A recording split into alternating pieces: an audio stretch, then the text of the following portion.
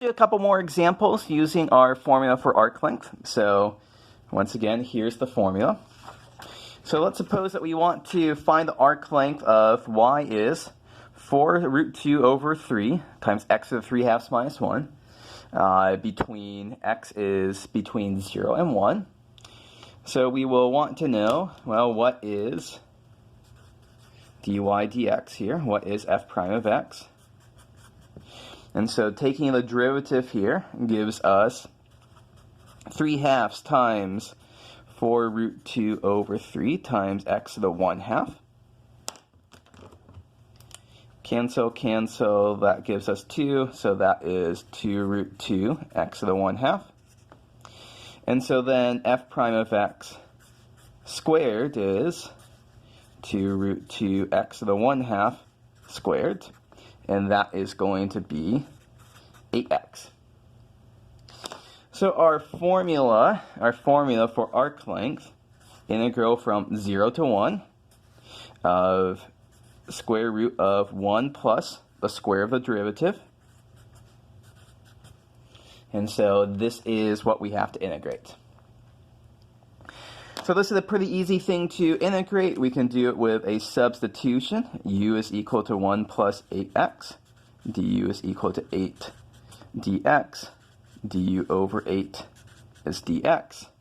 So this is the integral of u to the 1 half times 1/8 du. And now changing the bounds of our integral, when x is 0, u is 1 plus 0 is 1. When x is 1, u is 1 plus 8 is 9. So 1/8 times, we integrate u to the 1 half, we get u to the 3 halves. Divide by 3 halves, and plug in 1 and 9. And so when we do that, we end up with 112 times 9 to the 3 halves minus 1 to the 3 halves. If you want to simplify that, this simplifies down to 112 times 27 minus 1. Okay, so that is a quick example of this. One other important problem type, there's a little thing here I want to emphasize, as this sometimes comes up in these kind of problems.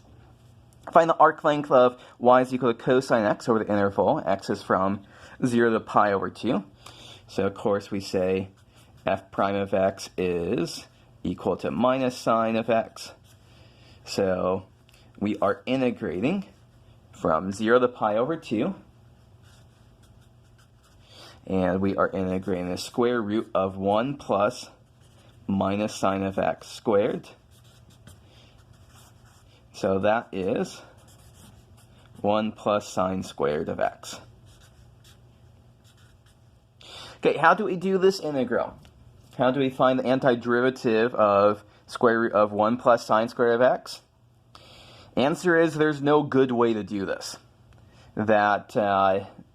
This was 1 minus sine squared x. We can make progress with replacing that with cosine squared, but this is just going to be very difficult for us to do.